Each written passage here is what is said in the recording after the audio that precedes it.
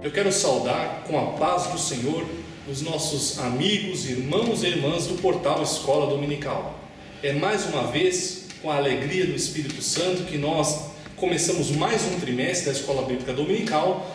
Como os irmãos já estão se acostumando com esse trabalho, a abordagem do trimestre.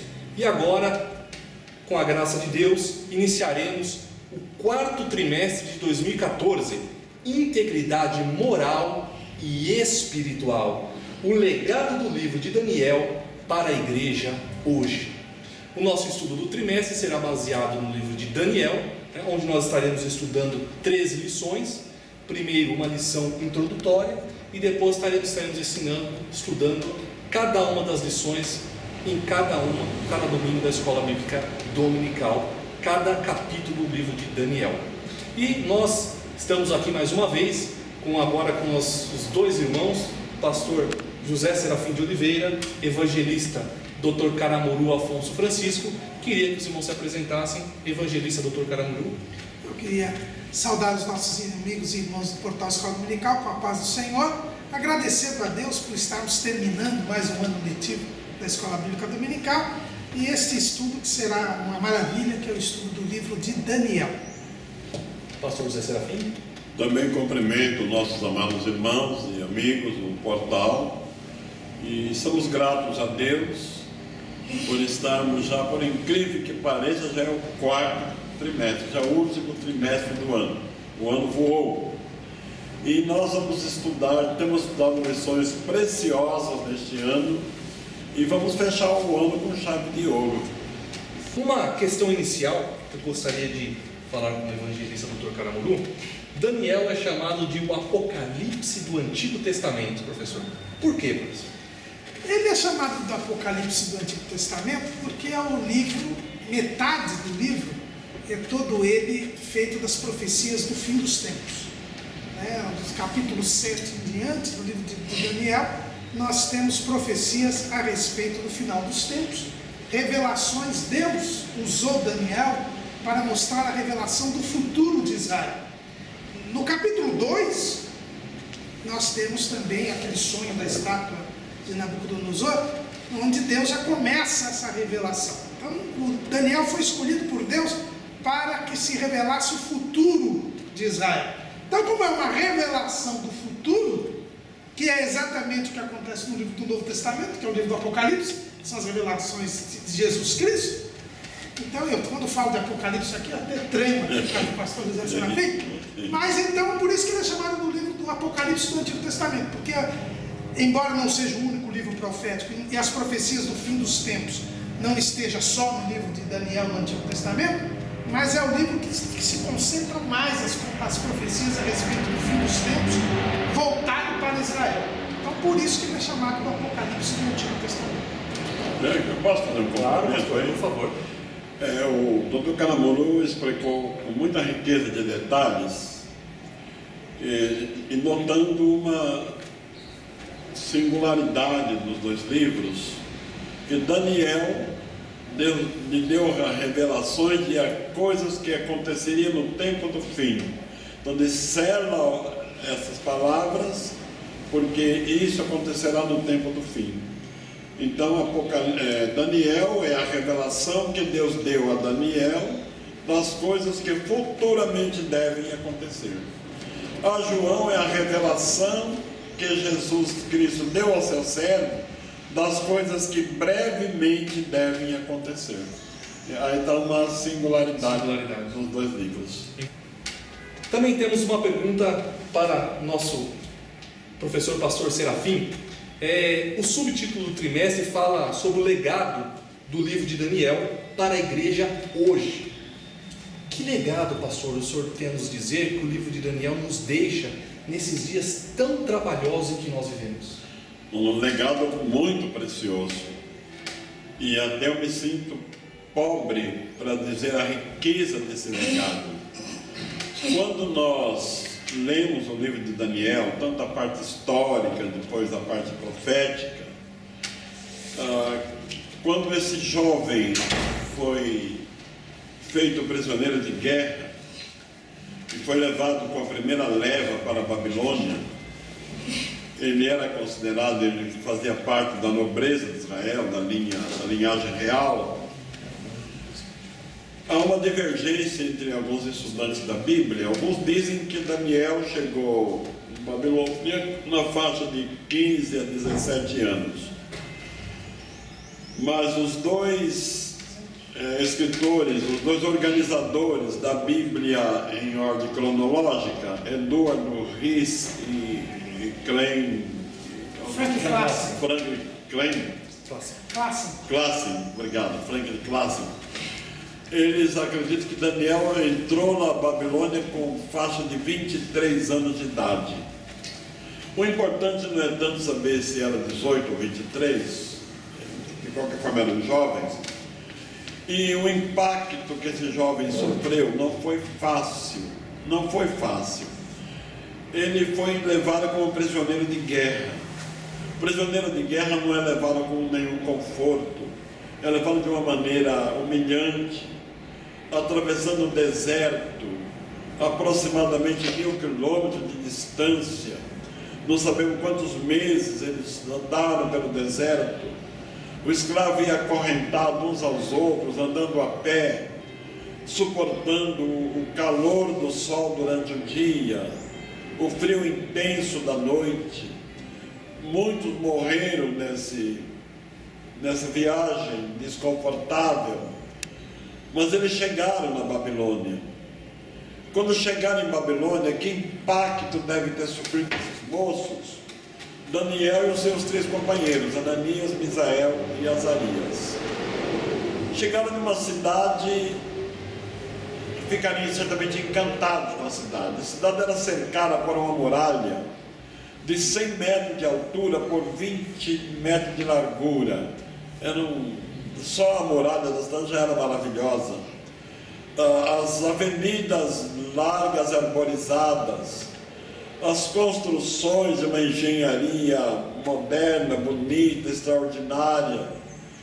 E lá estava uma das 7 maravilhas do mundo antigo, o jardim suspenso de Babilônia, que Nabucodonosor fez para agradar a sua esposa. Ele fez um jardim suspenso e sobre o palácio ele transportou terra e plantou, e foi considerado uma das 7 maravilhas do mundo antigo. Então, pensemos entre nós, esses jovens entrando naquele lugar extraordinário, maravilhoso, de uma ciência, de uma arquitetura tão avançada.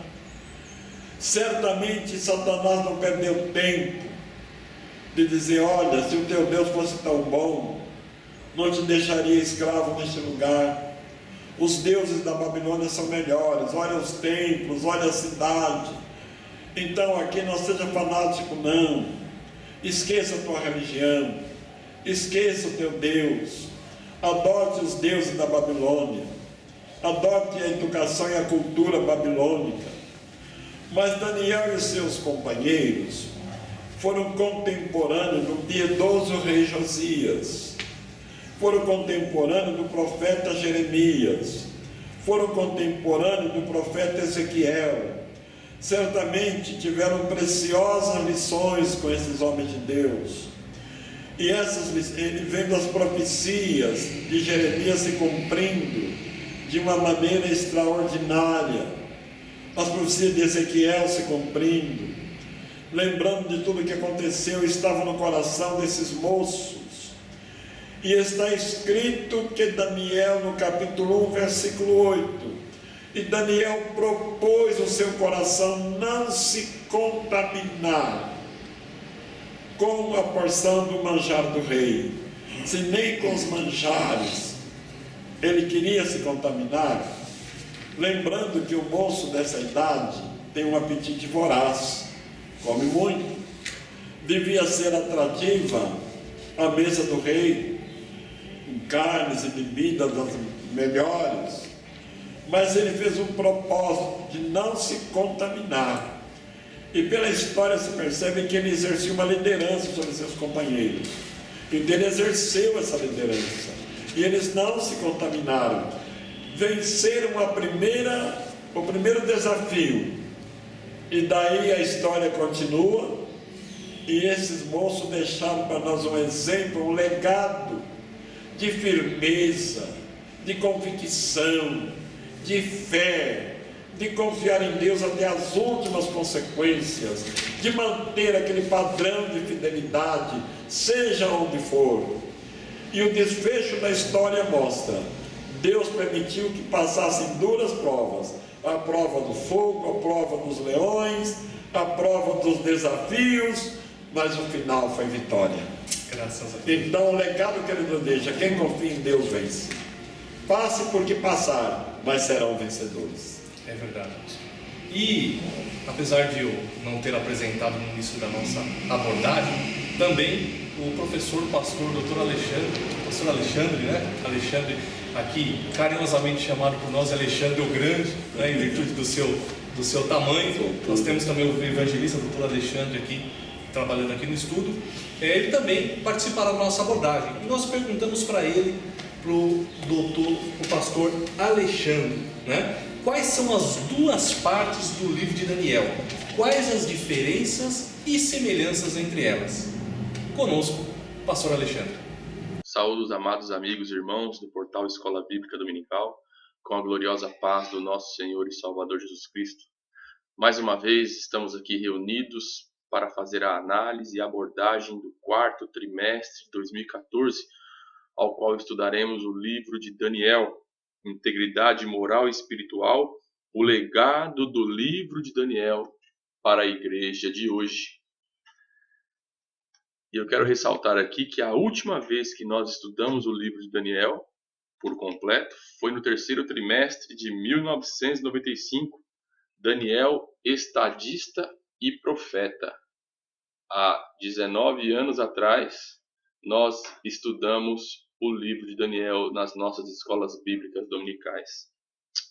E o livro de Daniel, quando nós pegamos para lê-lo, um livro de 12 capítulos e 357 versículos, didaticamente nós podemos fazer uma divisão aí entre primeira parte e segunda parte. A primeira parte, do capítulo 1 ao capítulo 6, trata-se ali da parte histórica do livro. E do capítulo 7 ao capítulo 12, trata-se da parte profética do livro.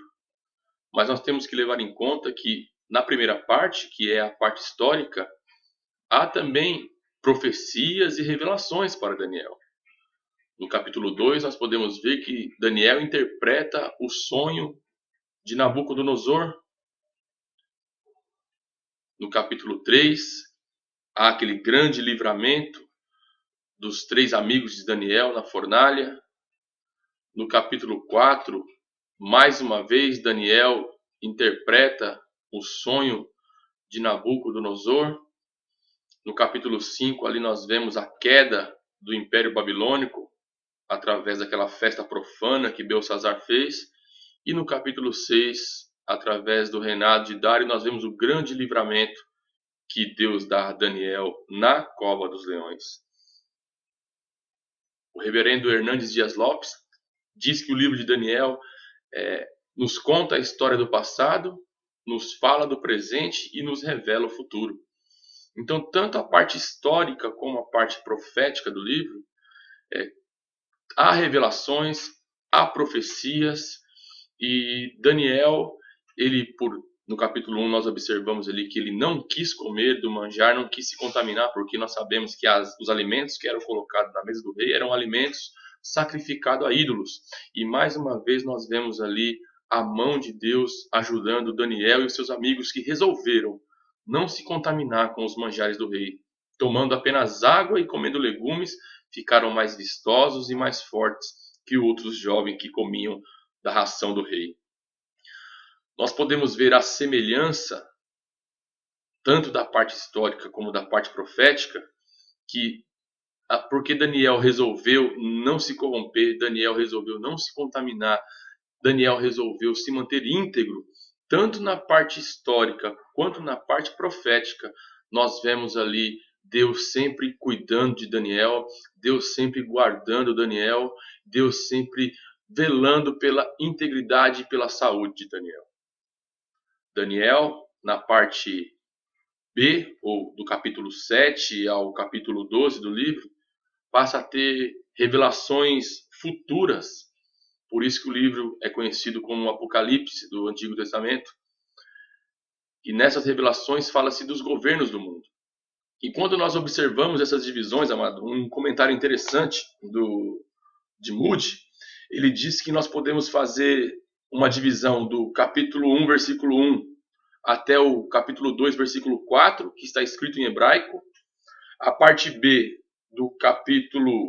da parte B do versículo 4 até o capítulo 7, versículo 28, está escrito em aramaico. E depois do capítulo 8 até o capítulo 12, versículo 13, está escrito em hebraico de novo. E ele faz uma colocação interessante, que o livro de Daniel, ele fala do julgamento das nações e de uma esperança para o povo de Deus. E é justamente essa divisão que Moody também faz. Ele diz que a parte que está escrito em hebraico, que seria do capítulo 1 até o capítulo 2, versículo 4, a parte A, e depois daí para frente até o capítulo 7, versículo 28, estaria em aramaico, e do capítulo 8 ao versículo 12 e 13 em hebraico de novo. Então ele faz essa alusão. Ele diz que a parte que está escrita em hebraico seria para o povo de Deus como uma esperança de livramento. E a parte que está escrito em aramaico seria para as nações. Também mais uma participação do pastor Alexandre, que vai nos dizer quando e onde foi escrito o livro de Daniel. Pastor Alexandre. Mas ele faz esta divisão também. Eu achei interessante aqui acentuar para os irmãos que não só a divisão entre capítulos, como a parte profética e a parte histórica, mas também essa divisão que Moody faz, e é uma divisão que os teólogos atuais, devido a esta divisão, eles questionam muito a autoria e a data do livro. Se nós formos levar em conta até mesmo o que Jesus Cristo disse no capítulo 24, versículo 15, lá no sermão profético, ao qual ele cita Daniel, atestando a veracidade, atestando o autor do livro como sendo Daniel, mas esses teólogos modernos, sempre desacreditando a Bíblia, eles dizem que um filósofo da época, o tempo aqui não nos permite discorrer sobre o nome e os motivos que esse filósofo alega. No caso, o nome dele seria Porfírio. Ele alega que a linguagem aramaica que é usada no livro de Daniel não estaria de acordo com o século 6 a.C., ao qual o livro foi escrito. E ali ele enumera alguns motivos de erros, que o livro não seria de Daniel, e na realidade o livro não seria profético, mas seria uma história. Se nós formos levar em conta esses teólogos modernos que não aceitam a veracidade do livro de Daniel, eles creem que o livro foi escrito em 160 a.C. por um judeu na Pérsia.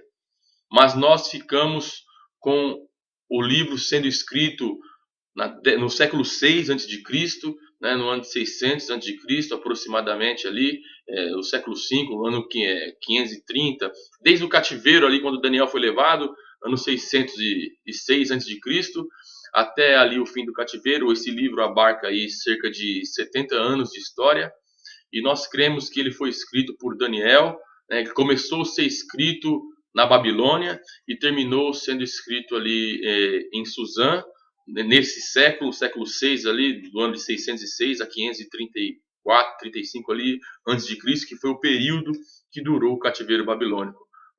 É um livro de inspiração divina, é um livro que foi muito estudado, porque trazia muito consolo para os irmãos, principalmente no período interbíblico, e nós cremos que o autor deste livro foi o próprio Daniel, porque o próprio Jesus atesta em Mateus, capítulo 24, versículo 15, ele cita o livro, ainda diz: quem lê entenda, pela dificuldade de interpretação do livro, e ele foi escrito ali, começou a ser escrito na Babilônia e terminou sendo escrito em Suzã por volta ali de 600 até 530 a.C. Amém. Agora, o nosso irmão pastor Serafim, também queríamos fazer mais uma pergunta para o irmão com relação à escatologia do livro de Daniel. Quais são os princípios que nós temos que utilizar para entender a parte escatológica do livro de Daniel? Pois, muito prazer. Escatologia, todos sabemos que é o estudo do fim, os últimos acontecimentos. Daniel, na Babilônia, tinha uma preocupação que um sincero servo de Deus tinha. Ele sabia que as profecias diziam da vinda do Messias. O Messias deveria nascer da família de Davi, conservar a dinastia real de Davi. Sabia que devia nascer em Belém de Judá. Mas agora a dinastia de Davi estava desfeita, não tinha mais rei de Israel. Judá estava devastada, destruída. Como vai nascer? De onde virá o Messias? Como se cumprirá a palavra de Deus? E certamente ele tinha uma luta muito grande. E ele orou, ele buscou a Deus. E eu fico impressionado quando eu leio, estudo, medito neste livro, porque Nabucodonosor, o rei de Babilônia, tinha uma preocupação. Ele era considerado o homem mais poderoso do mundo, foi o primeiro homem, o primeiro imperador mundial, tinha um exército poderosíssimo nas mãos, a cultura da época, enfim, era o apogeu da época. Mas ele tinha uma preocupação: até quando vai durar o reino de Babilônia? Porque ele sabia conscientemente que um dia chegaria ao fim da sua existência, passaria o reino para seus filhos, seus sucessores. Eles saberão conservar o reino? Eles saberão conservar a Babilônia? Ou eles perderão para algum outro povo? Outro povo vai nos sufocar e assumir a nossa liderança. E nessa preocupação ele dormiu e sonhou aquele sonho da estátua.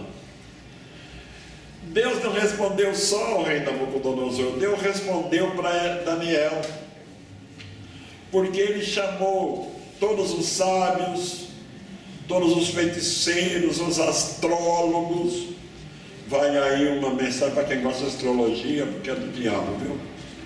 Eu espero que do nosso ouvinte ninguém goste de astrologia, não é? Mas olha... E se alguém gostar, desista dela agora, em nome de Jesus. Curiosidade, a astrologia é terrível, pastor. A astrologia é do diabo. Pois bem, então se reuniram os astrólogos, os sábios, os conselheiros do rei. Há uma curiosidade aí que me preocupa um pouquinho.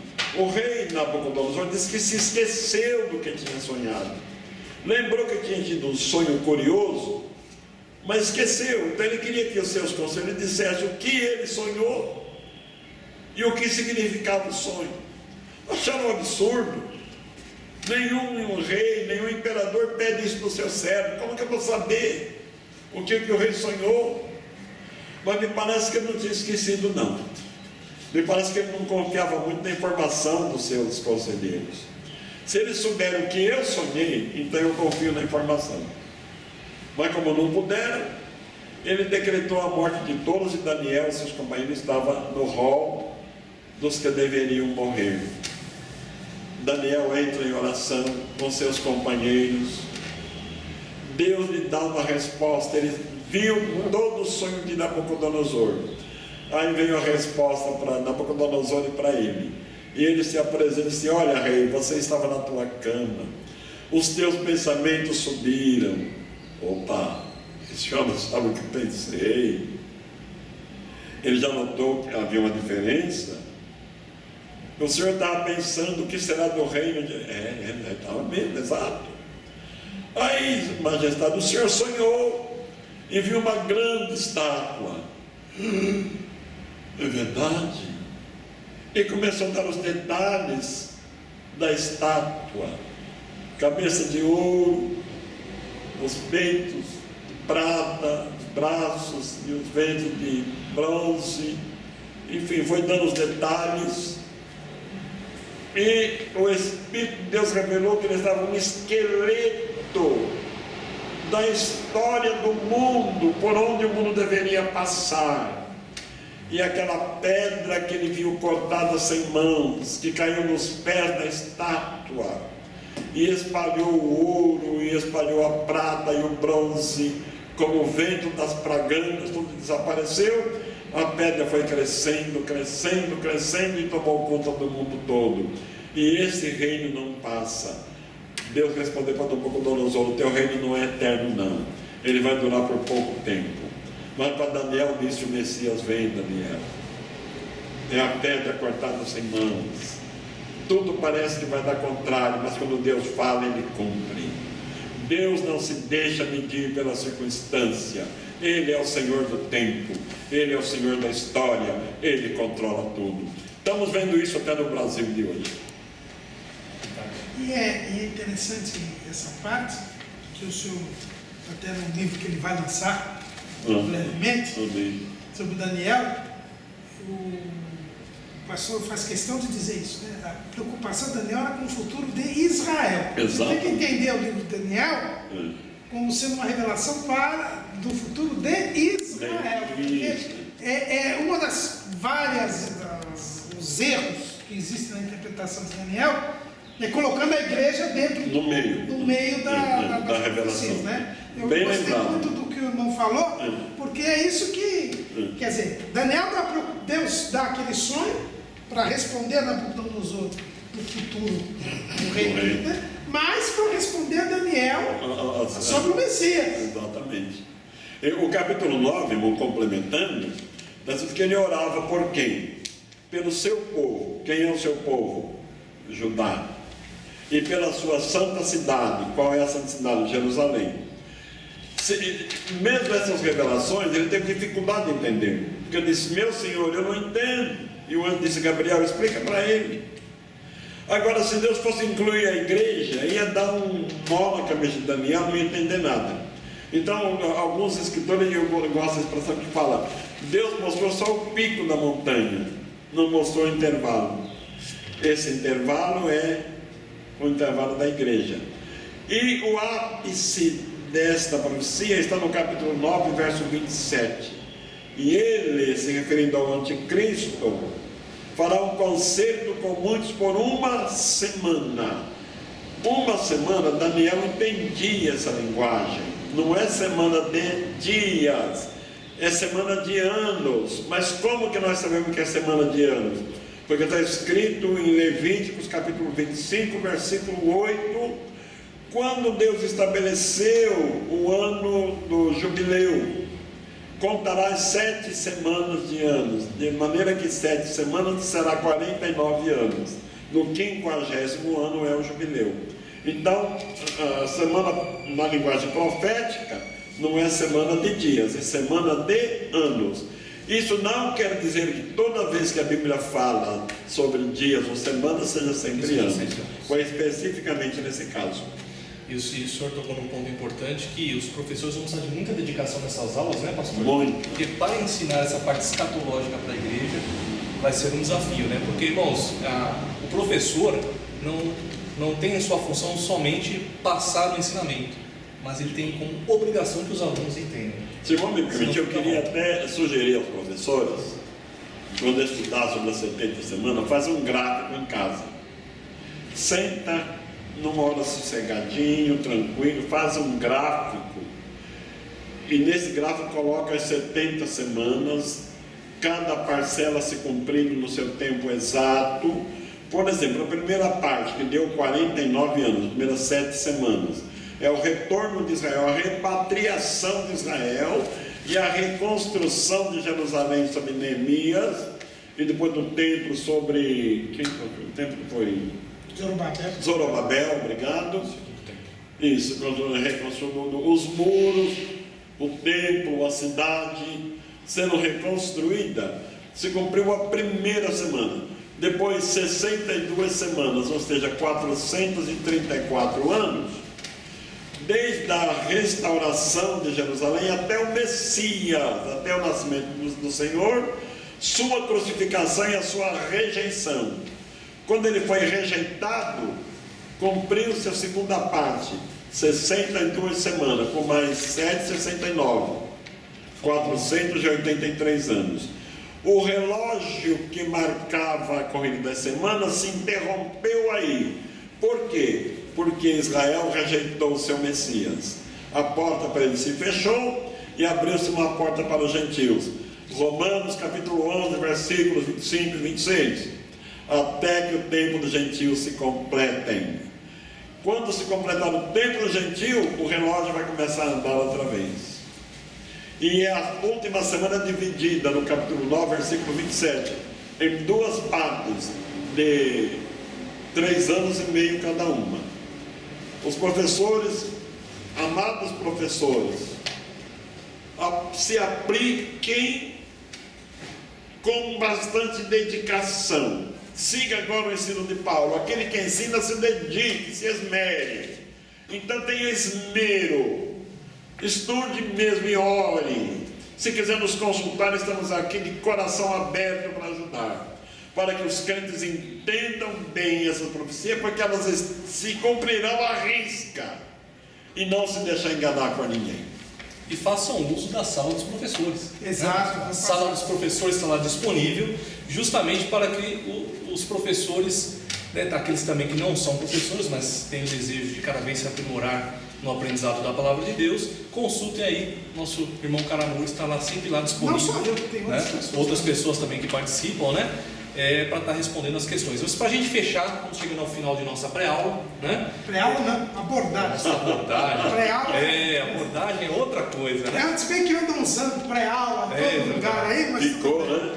Ficou. Eu estava conversando aqui que eu vou cobrar plágio, Nós criamos a pré-aula, agora todos querem pré-aula, mas que seja para a glória de Deus, Se for, amém, né? Se for, amém, graças a Deus, Mas é para ter zelo nessa pré-aula. É verdade, tem que ter zelo. Mas as lições são ricas de grandes ensinamentos para a vida do cristão. E esses ensinamentos estão muitas vezes voltados à conduta do cristão. O que o senhor acha, pastor, o evangelista doutor Caramuru, que o livro de Daniel, que lições que ele deixa para a conduta do cristão em nossos dias? Isso é importante. A gente fala muito da escatologia de Daniel, mas esquece que Deus revelou a Daniel e levantou a Daniel para essas profecias por causa da conduta de Daniel. Eu acho que é uma coisa muito importante. Em primeiro lugar, como foi dito aqui, Daniel, e nós iremos ver bem na lição 1 e na lição 2 também, que Daniel, ele era, em primeiro lugar, alguém que lia a palavra de Deus. Isso pouca gente fala. Mas veja bem que quando ele foi escolhido, lá em Daniel capítulo 1, quais eram os requisitos dos rapazes serem escolhidos? Capítulo 1, versículo 4. Instruídos em toda a sabedoria, sábios em ciência e entendidos do conhecimento. O que significa isso em termos de judeu? O judeu não tinha filosofia, não tinha astrologia, não tinha... Se era instruído em sabedoria, sábio em ciência, entendido no conhecimento, é porque ele conhecia a palavra. Sim. E não podemos esquecer que o livro da lei foi encontrado justamente nessa época que Daniel nasceu. Então, tudo indica que Josias mandou que os jovens, principalmente aqueles do palácio, como era Daniel, fossem ensinados no livro da lei. Aquele livro que estava perdido em Jerusalém. É verdade. Então, primeiro ponto. E no capítulo 9, 70 anos depois, nós vemos o quê? No ano primeiro do seu reinado, eu, Daniel, entendi pelos livros que o número de anos que falou o Senhor é o profeta. Então, Daniel, ele viveu 90 e tantos anos lendo a palavra de Deus, dia após dia. Esse é o primeiro ponto. Segundo, ele só teve a revelação das 70 semanas porque ele foi orar, mas porque ele leu.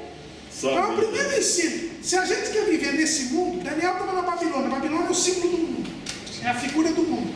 Daniel estava na Babilônia, mas lia a palavra de Deus. Segunda coisa, Daniel era um homem de oração. Tem muita gente que acha que ele só foi orar 3 vezes ao dia, depois que o rei Dario deu o decreto. Não, ele orava 3 vezes ao dia, todo dia. Era seu costume. Era seu costume. Então ele era um homem de oração. Ele não foi orar só quando Nabucodonosor mandou matar os sábios da Babilônia. Ele não foi orar só. Ele era um homem de oração e levava as outras pessoas para orar com ele.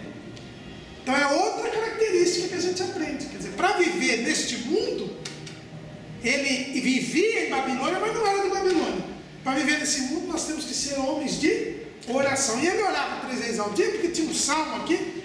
Eu não vou agora... achei. Salmo 55, versículo 17. É um masquil. Masquil é um salmo didático. É um salmo de ensino de Davi. Davi diz o seguinte, 55, 17. De tarde e de manhã e ao meio-dia orarei e clamarei, e ele ouvirá a minha voz. É por isso que o judeu ortodoxo ora 3 vezes ao dia. Olha esse salmo. A oração matutina, a oração vespertina e a oração noturna. Então, até hoje o judeu ortodoxo ele faz essas 3 orações. E o Maomé imitando aí poesia, né, o muçulmano. Mas então Daniel nos ensina o quê? Que para nós vencermos o mundo, para nós não nos contaminarmos com o mundo, nós precisamos ser leitores da palavra de Deus, meditar na palavra de Deus. É o que o salmista diz. Bem-aventurado o varão que não anda segundo o conselho dos ímpios, nem se detém no caminho dos pecadores, nem se assenta na roda dos escarnecedores. Antes, tem o seu prazer na lei do Senhor, e na sua lei medita de dia e de noite. Então ele era um homem de leitura da palavra, meditação da palavra, era um homem de oração. Porque ele lia a palavra e porque ele orava, ele pôde evitar de se contaminar com a porção do manjar do rei.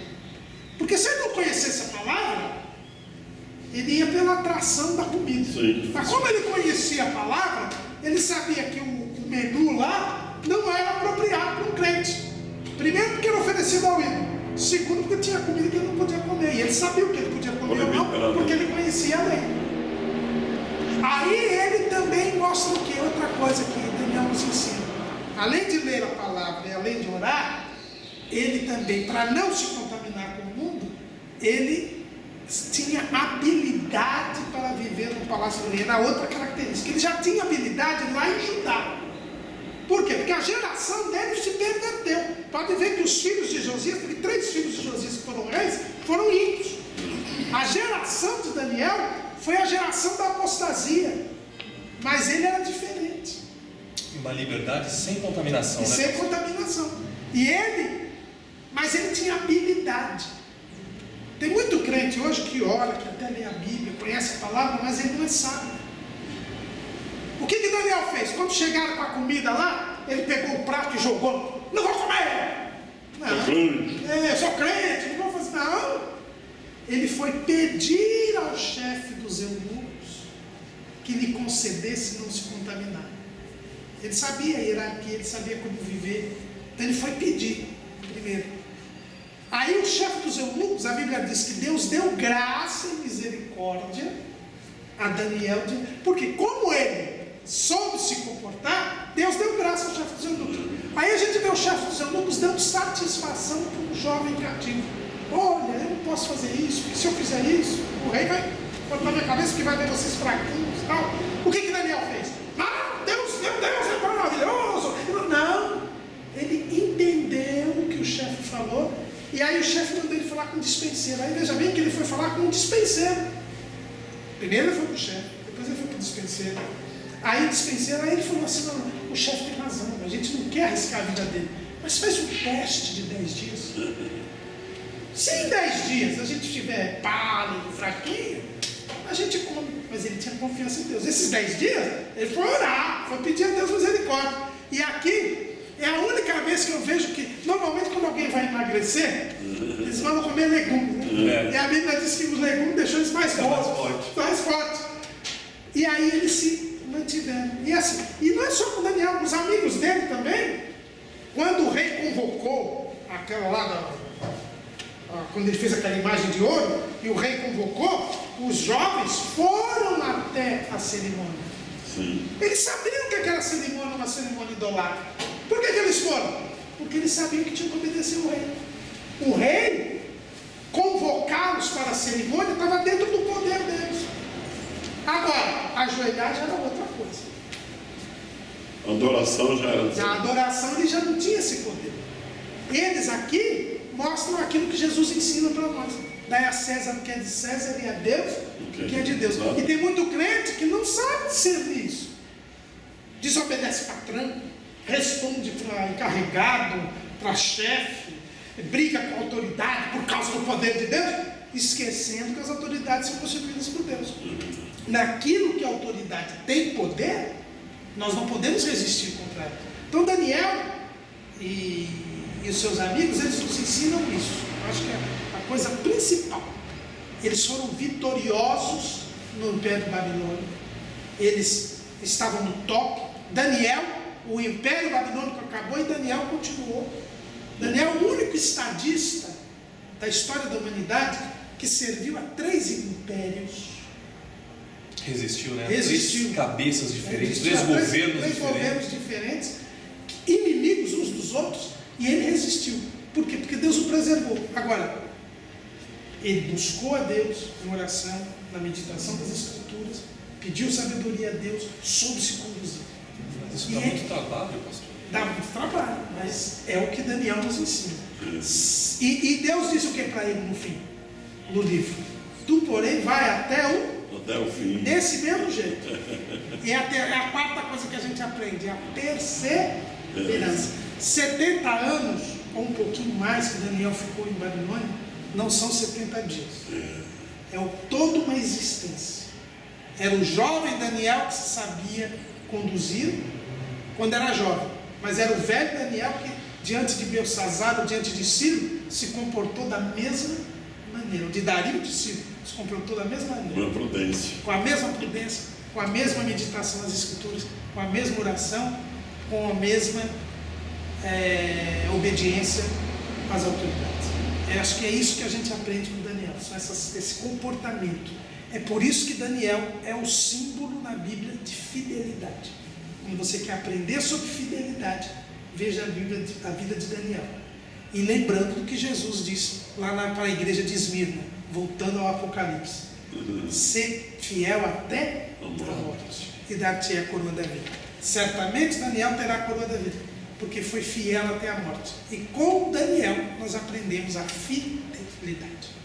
Eu acho que nós temos muita coisa para esse trimestre, né? Bastante coisa. Bastante, né, pastor? Muita coisa. Eu quero aconselhar os professores a pesquisar o significado dos nomes daqueles moços em hebraico e na língua dos caldeus, em aramaico. Aliás, lembrando, até não está a pergunta aí, lembrando que o livro de Daniel é um livro que é escrito em 2 línguas, né? Sim. O primeiro capítulo até o 2 e o 3, ele é escrito em hebraico. Aí do 2 e o 3 até o final do capítulo 9, ele é escrito em aramaico. E depois do 10 até o 12, ele é escrito em hebraico de novo. Volta para o hebraico. Então eu aconselho os professores a pesquisarem o significado dos nomes de Daniel e seus 3 companheiros: Daniel, Ananias, Misael e Azarias, Belsazar, Mesaque, Sadraque e Abdenego. É costume chamar Daniel de Daniel, viu? Não chame ele de Belsazar, não. E, aliás, eu até nos esboços estou evitando usar os nomes, porque o Daniel até a gente chama de Daniel. Eu nunca vi ninguém chamar de Beltesazar, mas o Sadraque, Mesaque e Abdenego, ninguém chama de Ananias, Misael e Azarias. E eu já vi até pai pôr nos filhos o nome de Sadraque. Cuidado. Sadraque, Mesaque. Cuidado. Está louvando o Deus Acu, Deus Lua. Meu Deus. Irmãos, estamos chegando ao final de mais uma abordagem, né? Procuramos não nos estender muito hoje, né? Para o nosso tempo não ficar muito avançado na abordagem. Agradecer os irmãos que participaram de maneira virtual, né? Nos repassando as suas gravações, como o pastor Alexandre, evangelista Fábio Segantin. Queria agradecer ao pastor José. Muito obrigado mais uma vez. O senhor, juntamente com o evangelista Caramuru, tem resistido e tem estado conosco em todas as abordagens. Graças a Deus. Até aqui. Graças a Deus. Eu quero agradecer aos irmãos a consideração que tiveram por mim, porque seria feito sábado que vem, não é? Mas em virtude da minha viagem, os irmãos amigavelmente, amorosamente, eu sinto isso com muita gratidão, essa honra que vocês me dão de fazer hoje a nossa abordagem para que eu pudesse participar. Nós é que somos honrados, pastor. Muito obrigado. Viu? Não esquecer que está provável, durante o trimestre será lançado aí o livro do pastor Sobre Daniel. José Serafim, Panorama Histórico e Teológico de Daniel e Apocalipse. Exatamente. O livro não vai dar tempo de estar pronto, mas o panorama histórico... O livro que ele diz é o livro do Daniel o que ele livro está de fazendo. Daniel, Mas aconselho o Dr. Calamuru, estamos fazendo um panorama. Panorama não é um estudo, é uma passagem um pouco mais rápida para despertar o interesse do leitor, para poder ir mais fundo. Então esse panorama já está escrito, corrigido gramaticamente pelo Dr. Calamuru, a quem eu agradeço já, e falta agora ir para o prelo. Acredito que os irmãos olham para Deus me dar dinheiro para pagar também, né? É outra luta aí, mas eu espero que dentro de mais ou menos uns 15 dias já estejamos com ele nas mãos e vamos poder colocar à disposição de todos os nossos irmãos esse panorama histórico e teológico de Daniel e de Apocalipse. Mas Deus vai prover, porque, como o pastor disse, ainda existem aqueles que leem a palavra de Deus, né? E são esses que vão estar muito ansiosos para adquirir o livro do pastor. Mais uma vez eu quero agradecer aos nossos irmãos e irmãs internautas, dizer que, como os irmãos sabem, este trabalho, né, é feito primeiramente por fé, como diz o nosso tesoureiro, né, o evangelista José Bispo, e também pela contribuição dos irmãos. É os irmãos que nos ajudam a manter toda a estrutura do Portal Escola Dominical. Continue cooperando conosco, continue nos ajudando, fazendo depósito na conta corrente ou como os irmãos desejarem. Os irmãos sabem que esse trabalho todo é auditado, né, por um escritório de contabilidade. Então todas as entradas e saídas de qualquer centavo do Portal Escola Dominical tem que passar rigorosamente por 2 assinaturas e depois isso tem que ser comprovado por um escritório de contabilidade. Sabemos que a obra de Deus tem que ser feita de maneira clara e limpa, né? Então os irmãos continuem nos ajudando para que nós possamos cada dia melhorar ainda mais esse trabalho. Que Deus abençoe o trimestre de cada um, que nós fechemos esse ano com chave de ouro, mais uma vez com a graça de Deus. Fiquem na paz do Senhor. Amém.